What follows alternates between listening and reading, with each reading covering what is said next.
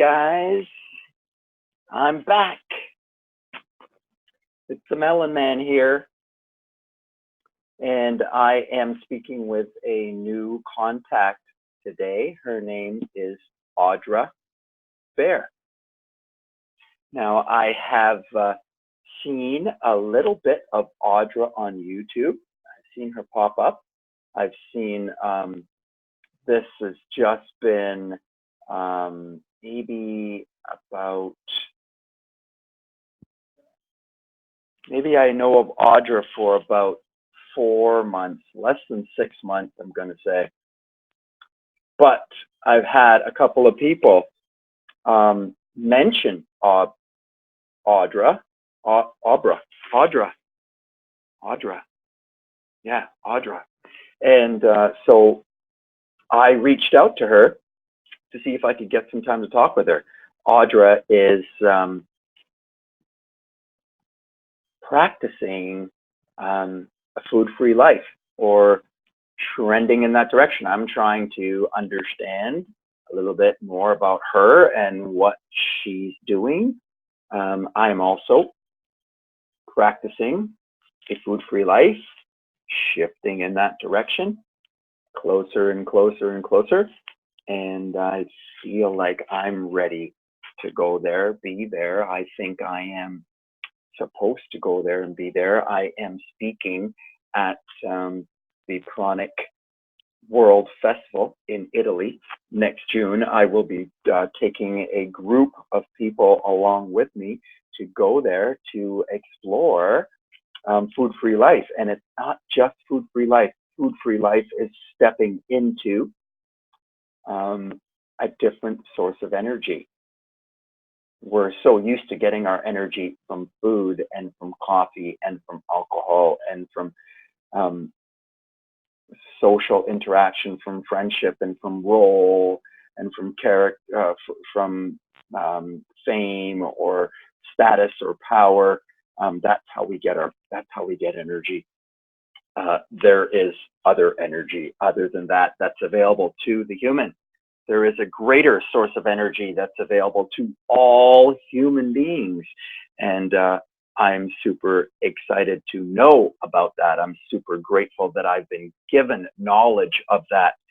And I share that. That is my message that I share, is that the body can be healed of all things. All things in the body and life can change. But it is a change of mind. And food-free life is at the heart of that, at the root of that. And it does not mean that you have to embrace that. It does not mean that you have to choose that. It's just making steps in that direction, because that was not something that I had intended to do at the start. I intended to reduce my pain. I intended to make some changes in my life. And as I begun and as I stepped towards that, I learned something new and learned something new and learned something new. And here I am now pursuing, deeply the food-free life. And that wasn't what I had intended to do. I just kind of came into it, and it evolved. And that may not necessarily be what your evolution is. That's what my evolution is and was. And what I've discovered is that the body heals itself. All things on the planet heal themselves. You just have to get out of the way. You have to remove whatever's blocking you from the healing process. And things that block you are food, inactivity, overextension inactivity, heavy weight, like pushing your body too hard. So inactivity is a problem. Overactivity is a problem. Food is a major, major problem. Substances, drugs, habits, behavior, and all of this can be changed, can be managed by a change of mind. At the root of all problems, at the root of all disease, at the root of all pain is a incorrect decision or choice that's been made, or a choice that needs to be made. Awesome. Awesome. Here we have it. I'm getting her. Oh, man. Can you hear me now? All right.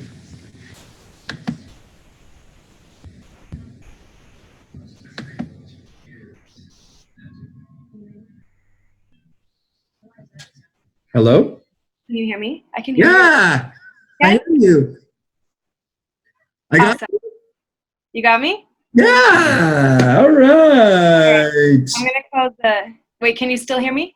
Yes, I hear you through the computer now. Okay, good. Because I just closed... We had Facebook audio up, so I didn't know if you could hear it through that. But I'm glad you can still hear me. Oh, good. Finally. Good. I got her. Yes. Yes. Finally. A short delay. A short technology delay, but here we are now. That's the important thing. We made it. Cool. Well, nice to be with you, John. Yeah, great to be with you too. I see that you're like so trending. You're so trending. Yeah, I mean, I feel like it's a lifestyle that people are really interested about now. So it's kind of cool to be a part of. So how long have you been involved with this? Almost a year. Wow, that's it. Yeah, December 5th is when I started practicing breath work, and kind of when I started doing extended fasts. I'd practiced fasting before, starting in 2016. I was doing like intermittent fasting, 1 3-day fast, something like that, kind of in between. But it wasn't until last year that I started doing the extended fasts. Yeah. Wow. So what got you into doing intermittent fasting for 1 to 3 days? What was your inspiration there? My inspiration was a man named Tyler Tolman. He's the son of Don Tolman, and they're both really into the whole breatharian lifestyle, fasting, healing thyself, juice fasting, all those types of things. Oh, so you were following them? Yeah, I was following them. Yeah. So before finding their work, I was vegan for a few years. So you've been vegan. So that your vegan has been your detoxification, has been just being in the vegan lifestyle. For how long were you in the vegan lifestyle? About 5 years. Yeah. So you were a vegan for 5 years, and then that's how you obviously detoxified your body that way. And then, so as soon as you added breath work, you slipped right into breatharian. Yeah, that's really was the key. That's exactly it. It wasn't. Oh my gosh. Because like I said, I'd done fasting before and detoxing. I had an interest in detoxification, herbs, juice cleansing, all that sort of stuff. But it wasn't until I found the breath work that things just started to flow and things became so easy for me. And that's kind of how I see breath work, as like the base, of this lifestyle, is like the more you breathe, the less you need. Breathwork is 70% of detoxification. It's the base of detoxification. So if you learn how to breathe properly and apply this technique, whatever technique it is, and just, practice every day, everything's going to be so much easier. Whatever level you want to be on, whether that's vegan, raw vegan, fruitarian, liquids, like whatever it is, the breath makes everything so much easier. The breath is the foundation. I tell people that it comes down to the breath and the intention that we have in every single breath. Now, just to share my experience with breath a little bit, I absolutely agree with you. It is the breath work that is the ultimate division. The dividing line is the breath. Each moment is separated by breaths, and we must have the right intention in each moment in order to access the universal power that's available to us. But the thing is that a lot of people can't take a full breath. How old are you, Audra? I just turned 26. Wonderful. So this is really great. Now, I'll tell you my experiences, and I've had 20 years of meditation experience and breath work and all of that stuff. And still, although when I do practice like my meditation, my breath work, that would allow me to step into universal power and into the space, the quiet space, the infinite power space. But when I return to my everyday life, I return back to my shallow breathing of my natural everyday life.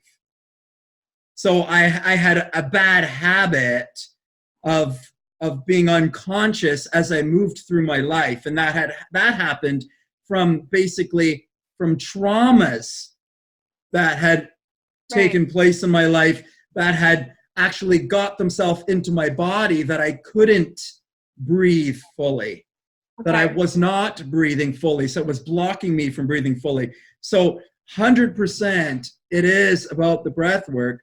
But if we've got trauma or emotional stuff, shadow energy trapped inside of the body, or toxicity, bad habits, addictions, or things like that inside the body and life, or if the intention is not right, if there's something wrong, a broken thought, a self-worth issue, a painful recollection, something that's not resolved inside body and life, it doesn't matter about the breath work. It won't be able to heal you until you resolve the shadow energy. So 100%, it is about breath.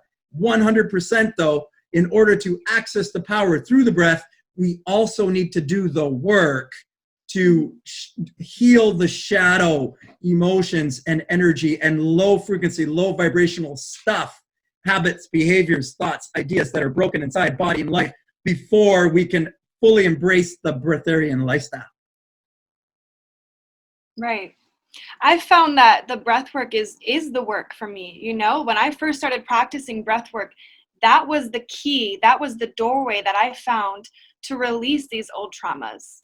You know, there's over 10,000 different ways to breathe. There's so many different techniques that you can use, and there's no bad way to breathe. Every breathwork session is a good breathwork session. But there are certain types of breathwork that I found that the purpose of it is to stir up these old stored stagnant emotions. Because you're right, it's almost impossible to fast. It's almost impossible to abstain from food like the way that we do if you're storing these emotions. You know, if you're harboring, because you know your organs are what holding on to these emotions, right? So like you've got fear in the kidneys, you've got grief in the lungs, you've got broken organs, toxic organs. So the livers become toxic, the kidneys become toxic, the stomach has become toxic, the intestines have become toxic from eating incorrect foods for so long that you've actually got damage inside of those organs. And shadow emotions gravitate to damage. They gravitate to accepted areas inside of your body that you accept as pain or damaged, and they burrow into those organs, and they must be healed and released before you're going to be able to sustain long-term fasting. Right. So I guess, like I said, I'm new at this lifestyle. You know, I'm still exploring and discovering everything. What is it that you found to help release these stored emotions? If breath work wasn't the doorway for you? Well, what I'm saying is breath work is the doorway, yes. Okay. But you can force yourself into your breath work. But then when you return to your everyday life, unless you're very conscious about those breaths, you're going to slip back into your habitual shallow breathing. Right. And then you fall out of the power again. Okay. And you can't even realize that, oh, I'm just breathing more shallow in this situation. Because if you've got sadness, grief, sorrow, anger, pain, fear inside of your body, as we get older and we kind of step in more piles of shit in our life, like we get more shadow emotion trapped in the body, and we accept it more as being natural part of the old age process. And we psychologically accept these limited energies inside of our body. And once you're like, I'm almost 50, so you accept some things into your life over past trauma that you've been through. And once that gets into organs and gets into tissues and gets into bones and gets into muscles and gets into hips and lower backs and necks, and you know, and then you put on top of that poor habits of food and behavior that you've got addictions to coffee or alcohol or all of that stuff, that's all linked to that. And until you break the habit or release the habit or let go of the habit or even intentionally choose to release the habit, you can't get by the grief. Okay. So until, like, if you're still holding on to like, oh, I need my coffee, or I need my alcohol, or I need my meat, or I need my dairy, or I need my cooked foods, or I need my certain person in my life or certain thing in my life that's outside of me, if I've still attached to that, but you don't understand, I need that. If the person doesn't intentionally believe it themselves, then they can't achieve it.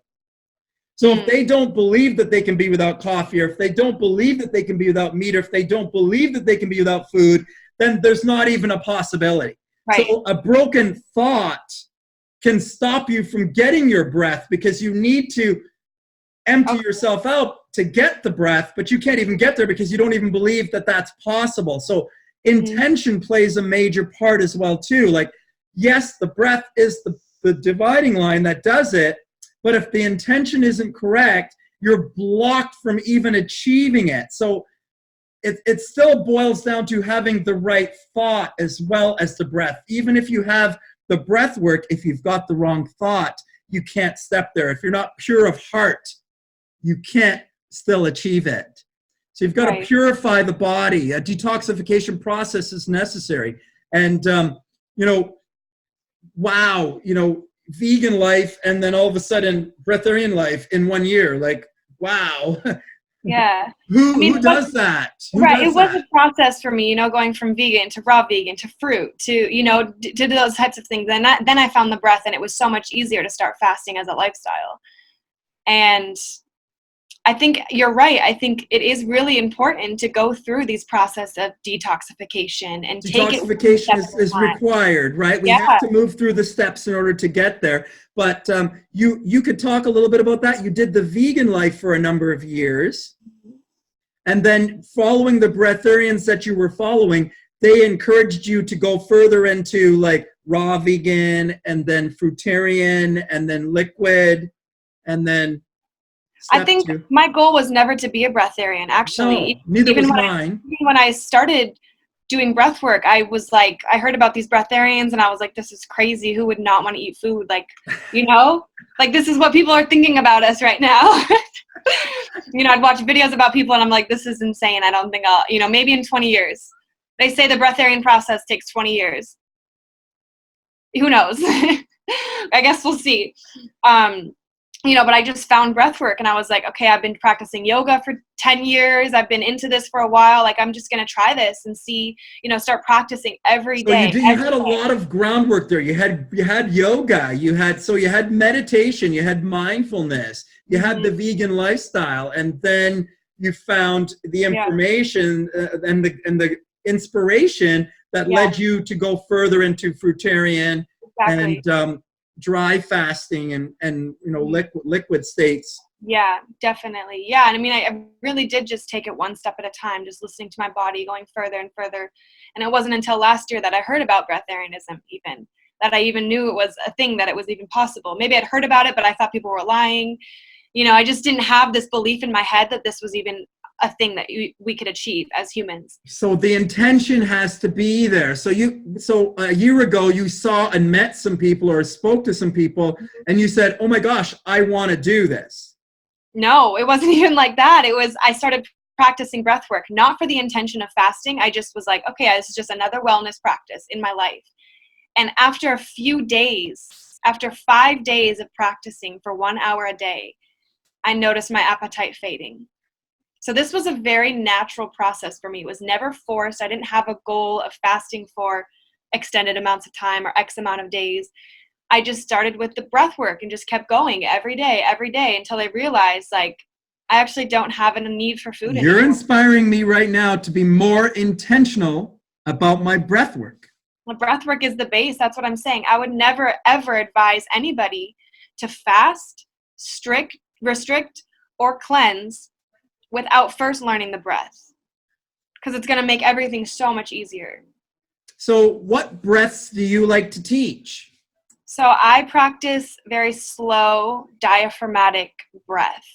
So I'm breathing into the belly, into the diaphragm, and each breath is about 1 minute long. So the goal is to achieve the 1 breath per minute. So what that does, it actually slows down the nervous system and puts you in this parasympathetic nervous system, which is the rest and digest, where your body can actually heal itself, putting yourself in Blessings for this. Yeah, this I relaxation like plate. it. The 1 minute breath. So like one breath, like in and exhale over the course of 60 seconds. I usually do a 15-second inhale, usually a 20-second to 30-second hold at the top, 15-second exhale, and about an 8-second hold at the bottom. Awesome. Yeah, so that's my practice. It's different variations. I'll use different healing sounds that correlate with the energy centers, with the chakra centers. I do alternate nostril breathing, so the pranayamas on both sides. I do very silent breaths, so I try to do 20 in a row where I can't even hear myself. It's completely silent, and that's all through the nose. So like what you were saying, a lot of us are traumatized. A lot of us are walking around with these emotions built up in our body, and by the age of 7, we're already breathing from our chest. We're not breathing properly. We forget to breathe from my chest. That's what I was doing. Yes. Mm-hmm. And so, you see any baby or child really before the age of 3, they're breathing into their belly. They know how to breathe properly. They're breathing into their stomach, expanding their belly on the inhale and sucking in on the exhale. But as adults, because we're so traumatized, we forget and we're breathing backwards. Most of us are breathing into our chest. It's that stressed out, that fight or flight mode. And I'm not saying that's bad. That's actually there for a reason. The parasympathetic, or the sympathetic nervous system, which is the fight or flight mode, is there to protect us. It's there to tell us to run. It's there to protect us from any danger. But we shouldn't always be in this dangerous state. We shouldn't always be in this fight or flight. And, our bodies, we were sent to this earth with these beautiful self-healing mechanisms. We have all the tools that we need to heal ourselves. All we have to do is give our body the correct environment. And so in that environment is the parasympathetic nervous system, this resting state, this relaxed state. The consciousness, I call it the quiet space. I call it the energy within, the love, the light, the parasympathetic nervous system. Awesome. Yeah, and most people never experience that. They're either awake and in the sympathetic nervous system, or they're asleep. They never experience this parasympathetic nervous system in their waking state, in their conscious state.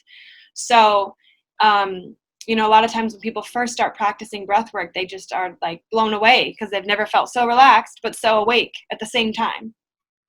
And that is where our body can heal. That's the sweet spot. We have to get into that intentional space of awareness of each breath and making sure that each breath is done normally and naturally.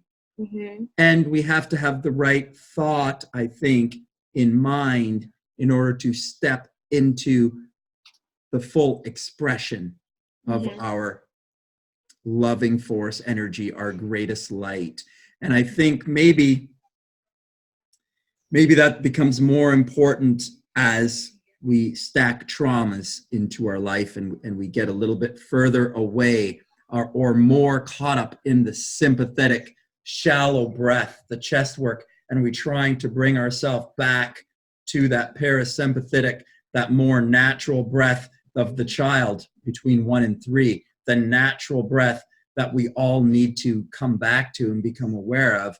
Right. Once you've adopted this shallow chest breathing because you've been through some things in your life that have caused that to happen, in order to restore your health, we have to get really conscious of kind of negative thoughts that we're thinking and saying toward ourselves. Yeah. Self-worth issues. Mm-hmm. We've got to embrace the self. We've got to love the self. We've got to heal the self, right? Yeah, definitely. And we are our own healers. We have all the tools that we need. It's so simple. It's not easy. It's not easy at all, but it's so simple. We were sent here with it's not complicated, but it's not easy nevertheless. we do have to stand up to some emotional stuff that's challenging. Mm-hmm. Some darker energies that we have to Definitely. reprocess and make a new decision about. Mm-hmm. Definitely. And it is a process of undoing and feeling all these emotions that we've suppressed our whole life. I remember when I first started doing breath work and practicing every day and fasting and kind of really getting into this lifestyle, I was crying every day, probably multiple times a day, because it was so much emotion that was releasing out of my body from this deep energetic work. How long did that take to pass? I want to say a month. Yeah. Mm-hmm. It's going to be different for everybody because I'm Right, young. I haven't right. experienced that I much want to say it's been going on for me longer than that. Yeah. And I mean, that's not to say like I'm still processing so much that comes up, Yeah, like there's yeah. still childhood trauma, there's still day-to-day things, like Yes. it's an ongoing process. And this is what we're learning as adults, because as kids, we weren't taught to process our emotions. No. You see kids crying in the grocery store and the mom's just gonna be like, be quiet, here's some candy, just be quiet, Yes, pacify everything's it with fine. something, like just be Yeah, quiet. whatever the parents have to Unfortunately, do. that's what we do, right? Yes.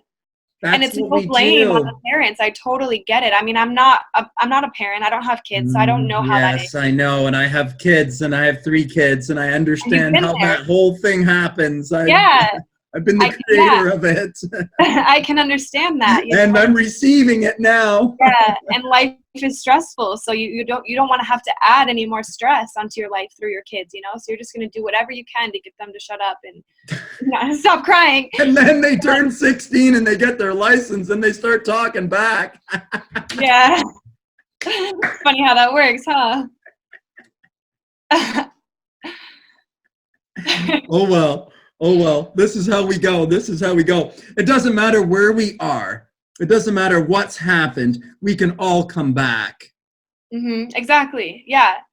But I'm just saying, like, in society, like how we grew up, like, you're in Canada, I'm in America, like we're just in this society, this culture where it's not okay to express your emotions. And especially No, for you as you're a man. a bad person if you express your fear, anger, frustration, jealousy, these dark energies. We shove them down, and we think we're bad if we acknowledge them, and we think we're good if we don't look at them or talk about them or avoid them.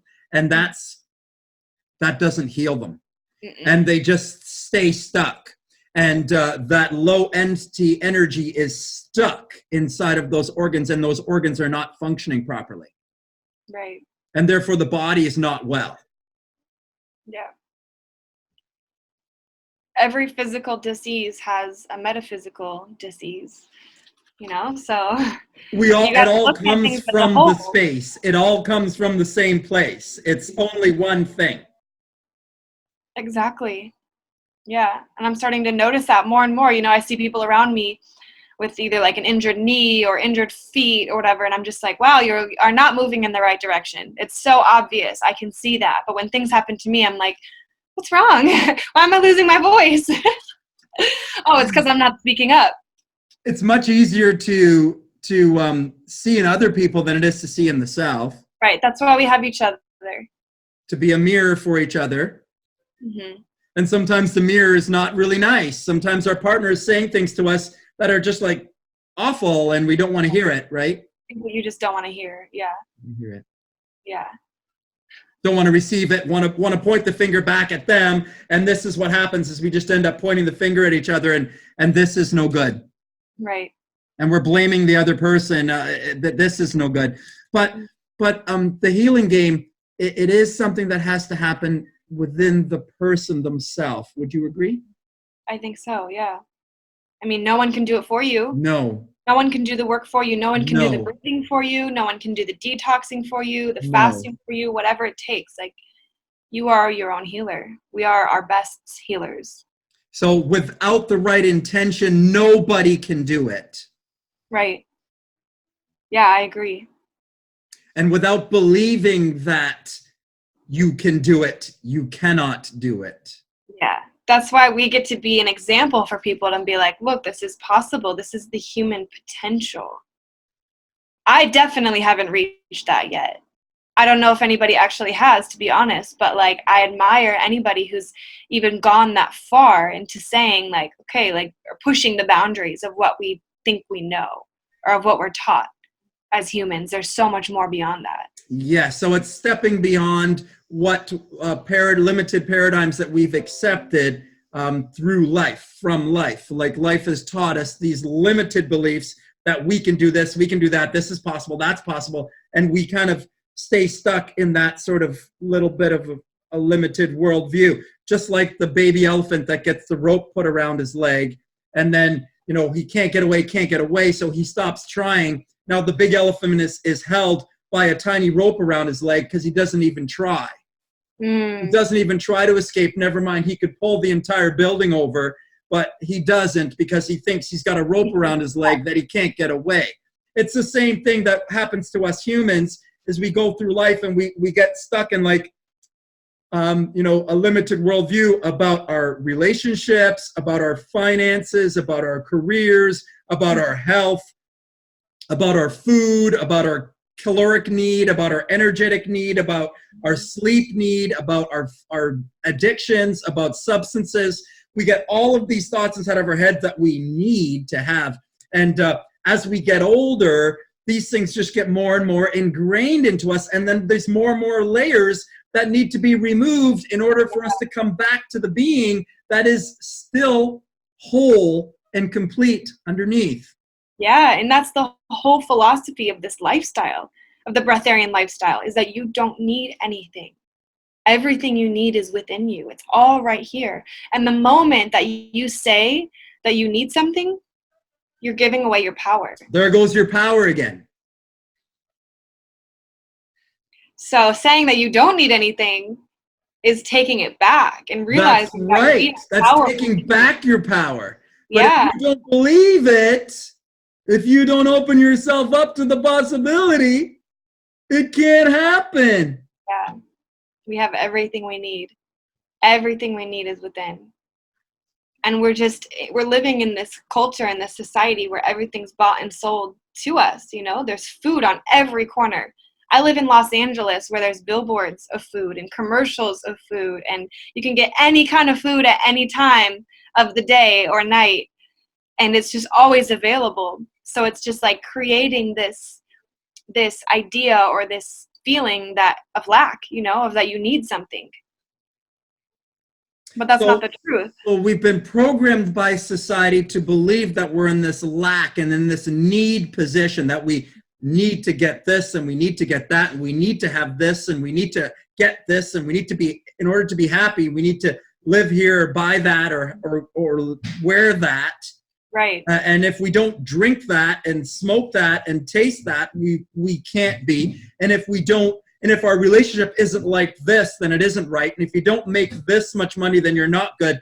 And all of this stuff, if you've had a divorce, if you've been through a financial cavalcade or whatever, a loss of career or job, or a separation from a relationship, a loss, you're just not complete. You're not complete. You're not good. And this is the broken value that we have, and we've got to resolve, because we are all good. There is no good and bad people. Right. So there's people that are constantly looking outside of themselves to be complete, but everything is right here. And that's the thing about realizing your breath, you know, realizing the power and the connection of your breath, because the breath is the connection to the source.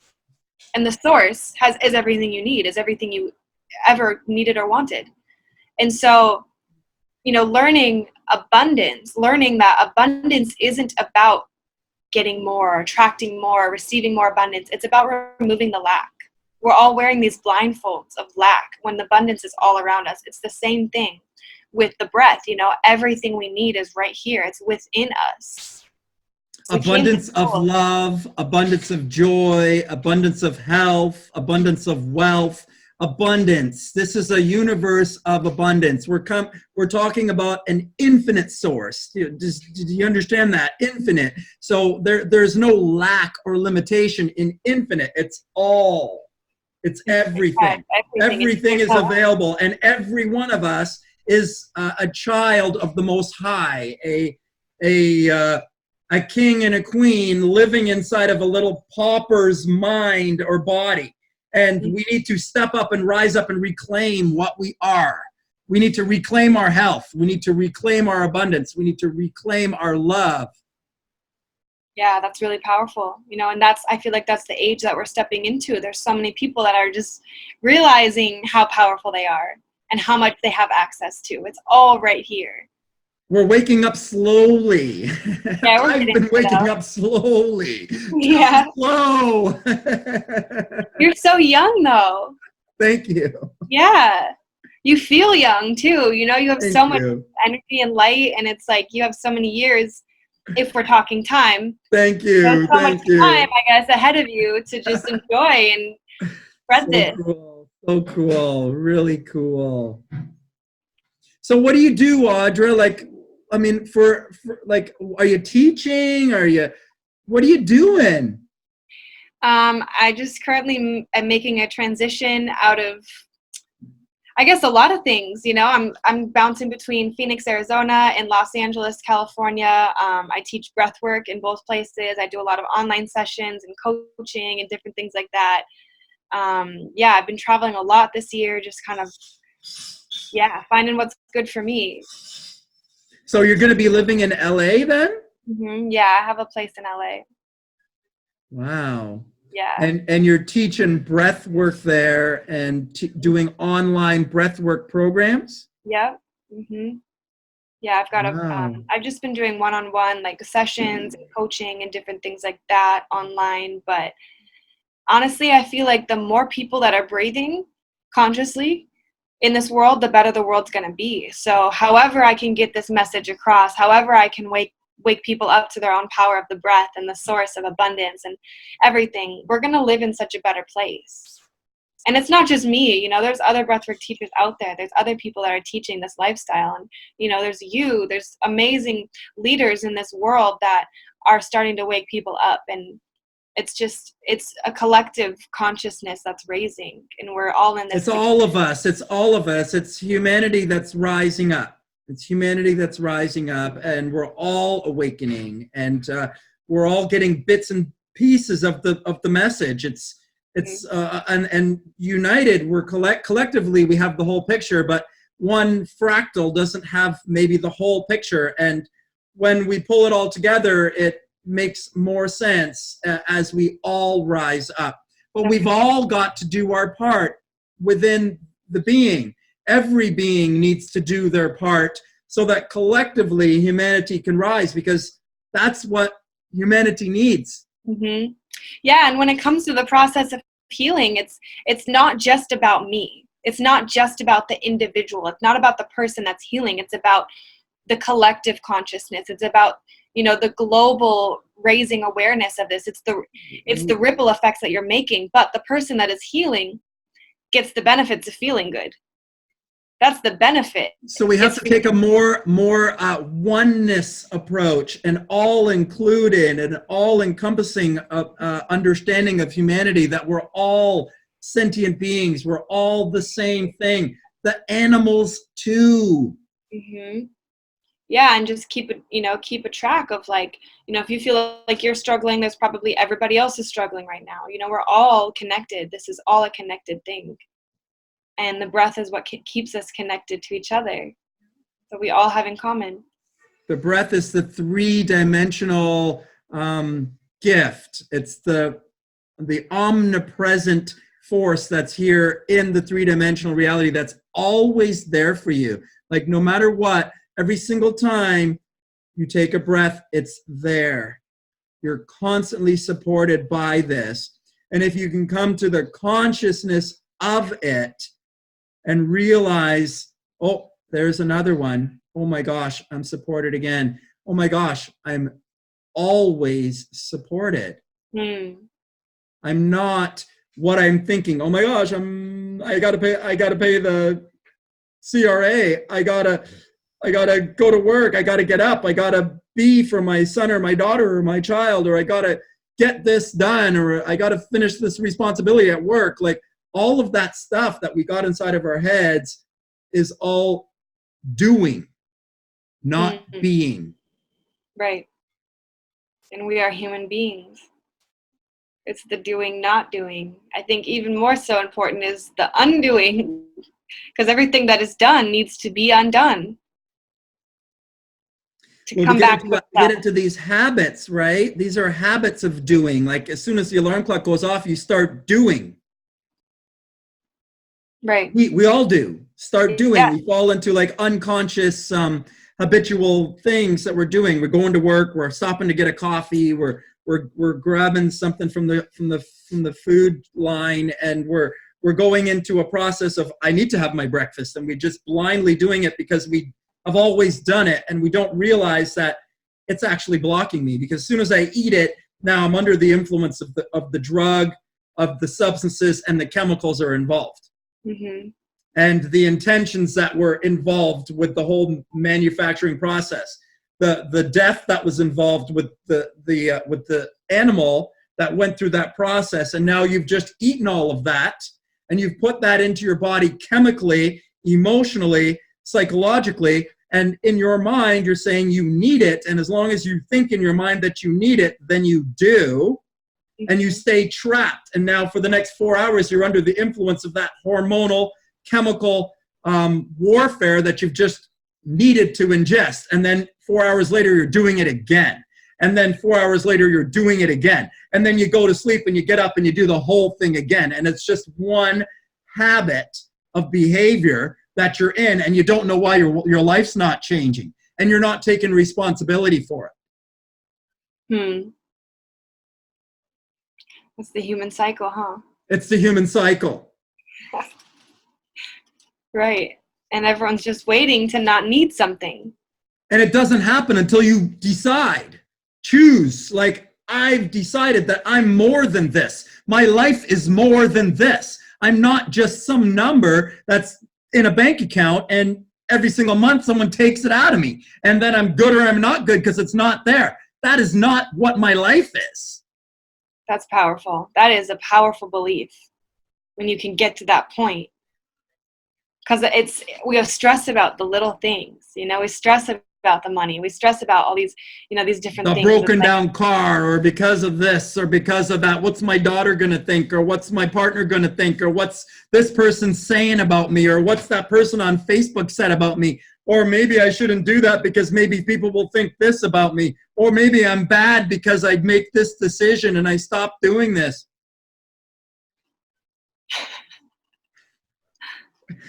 Sorry, I'm a little bit edgy about a few things. I can see your passion. It's good. The world needs that. The world needs you, John. It's powerful, though. It really is, to realize, to waken up to your true power, to realize that, we are always taken care of. Just like you said, every time you go to take a breath, it's always there. When have you gone to take a breath and it's not there? Like, never? We're never just choking. We're never just left hanging. Omnipotent, omnipresent, yeah, always there. Always there. Yeah, totally. It's really amazing. There's no shortage. It's abundant. Always. Every second. And that's the thing, is like the breath really brings you into the now. You take a breath and you're here. There's no tomorrow. There's no yesterday. There's no future. There's no past. And the only thing that makes the breath is present. Yes. The spirit is present. The power is present. The parasympathetic system, nervous system is being present with the power, and intentional about what you want to create in your next moment and make it something empowering. Mm-hmm. Definitely. Or be thinking something disempowering and give your power away. Mm-hmm. Yeah, and it's the fear of the future, the worry about the past that takes us out of the present. So the breath is alignment. It brings us right into this moment. So if the breath is the now, then there's no suffering in the now, because what can we worry about in the now? All we have is this moment. But the breath is what takes us out of the suffering and brings us into this moment of everything is fine. It's really powerful. Awesome. Have you been Awesome. practicing breath work too, along with your practices? Oh, yes, and Yeah. yoga, but Yeah. my breath work has been on and off. It's not been as committed as diligent as my mind work and my meditation, and my mind work has been much greater. And as I unravel some emotional stuff and mental stuff, I notice my breath getting more and more conscious and more deep and more full. And I Naturally. notice the change from the chest breathing down into the belly breathing. And I notice that happening more and more and more. And I've been to, practices where I've worked on the breath before. So I'm familiar with, jumping into it with the breath work or following Wim Hof and practicing the Wim Hof methods of actually focusing on the breath work. So, but then I noticed when I go back into my everyday that I fall back into like kind of shallow, poor behavioral breath. And and that's linked to thought. And so the thought has to be changed as well too. It's not only the breath, the breath is a massive dividing ground. However, if the mind and emotion isn't fixed, even the most perfect breath for me wasn't able to complete it without doing some mental stuff too. Sure. And more mental stuff needs to be done. And for me, more diligent breath work needs to be done. Sure, yeah. I've just found the more that I practice, whether it's an hour or a few hours a day, naturally my breath starts to slow down and I can breathe deeper. And that's the purpose of the practice. It's not about getting it perfect all the time. Breathing your day-to-day breath when you're doing your life, when you're answering messages or making a juice or going to the store, whatever it is. It's not about perfecting that. It's just, getting really deep into the practice. The time that you do have, if it's 30 minutes a day, great. Just dive really deep into that. And you find that the more days that you do that consecutively, naturally the rest of your breathing starts to deepen and it starts to just relax and, puts you in that state. And I guess I've done it maybe the other way in that I've been more conscious of the breath throughout the day, and by maintaining more consciousness of every breath throughout the day, that I've been able to step more deep into the power just by being more consciously breathing in each day-to-day moment and brought more life into my day-to-day moment, so that when I was checking the phone or when I was doing the email or when I was working with a customer, I was more present with whatever it was that I was doing, even though I wasn't doing the diligent breath work that you have done. Yeah. I mean, I guess it could work both ways. Right. It's never a right or a wrong way, but just my experience and another person's experience. And collectively, if we share experiences, people can maybe hopefully find their answer in between. It's always right. Amongst us, especially. I totally get that. Yeah. We're bringing masculine and feminine energy together here. So, also sometimes women receive from me, sometimes men receive from me. And I think both ways, sometimes men receive from women and sometimes men receive from men. And so yeah, a lot of personal it really isn't sustainable. I know a lot of people can't do it the way that I've done it, where I practice 4 hours a day with my eyes closed. Like, it really is a deep practice. Not everybody has that time or commitment. And I'll spend 2 to 5 hours a day in meditation, and right. People are like, I can't even get into meditation, people say to me. And so, to each, everyone's got to find their way, but there is a way for every single one. And it's not dependent on whether or not you've accepted someone into your heart. It's not dependent on whether or not you go to church. It's not dependent on whether or not you drink this or drink that or eat this or eat that. It's not dependent on getting a certain nutrient or pill or potion or powder. It is something that is within you. It's your birthright. You're entitled to it. You are, it is a God-given gift. It's like you. Definitely. Yeah, that's powerful. Such an amazing path that we're on. Get to awaken ourselves and help others do the same. Awesome. So anything you want to share, Audra, like that? I'd like to be able to promote what you're doing. How can they get a hold of you? What do they do if they want to learn more about breath work and grow more? Yeah, my name on social media is Audra Bear on all I'll make sure we connect that link on this. When I post this video, it will be attached. Yeah, definitely. So on all forms of social media, I've got YouTube videos, I've got a website, so you can go and look on that. We'll make sure we connect all of that. For sure. Yeah. And then I also do one-on-one breathwork sessions if anybody's interested, and then coaching for fasting and breathwork, the pair. Awesome. So would you be open to us doing something collectively, like maybe something online, maybe something, I don't know. Is there something that you think we could maybe brainstorm something together? Yeah, definitely. We're on such a similar path. Yeah, for sure. That'd be awesome. Awesome. I'll tell you, next week I'm planning a breathwork, meditation, intermittent fasting, fruitarian, vegan lifestyle retreat in Florida. So I've got one room left. So if anyone out there that's listening to this is open to making a change in their life, Monday to Friday, come and join me in Florida, and we will work on all of these things together. Which part of growing Florida? And you growing together. Cool. That's so awesome. Awesome. Okay. So cool. Thank you, John. I appreciate your time.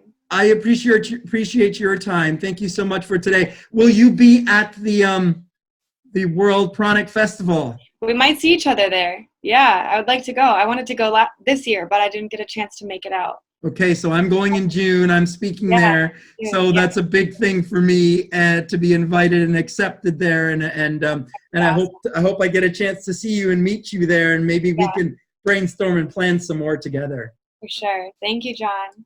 Thank you. Yeah, I'll talk to you soon. Bye. Bye.